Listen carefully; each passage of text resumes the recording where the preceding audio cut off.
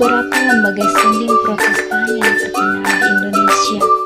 Yang pertama, Nederland Sending Vereniging atau NZV.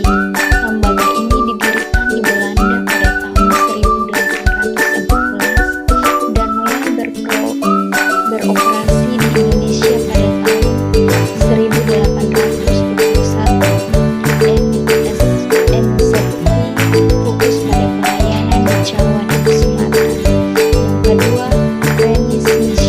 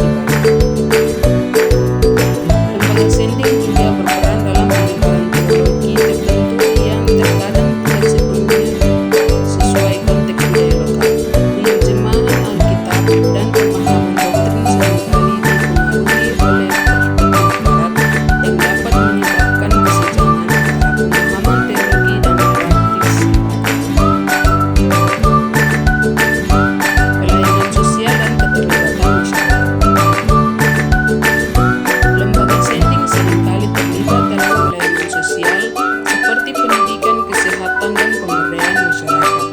Hal ini telah meninggalkan warisan positif merupakan lembaga-lembaga pendidikan dan kesehatan yang masih beroperasi hingga saat ini. Gereja masa kini perlu melanjutkan warisan pelayanan sosial ini dengan semangat yang inklusif dan berfokus pada keadilan sosial dan kemanusiaan. Hubungan antar agama. Di satu sisi, beberapa lembaga sending telah menunjukkan sikap toleransi dan kerjasama dengan agama-agama lain. Gereja masa kini perlu belajar dari sejarah ini dan membangun hubungan antar agama yang lebih harmonis. Kesimpulan, warisan lembaga sending dalam konteks gereja masa kini merupakan suatu realitas yang kompleks dan multifaset. Dengan demikian, gereja dapat menjadi agen perubahan yang positif dan berkontribusi bagi kesejahteraan masyarakat.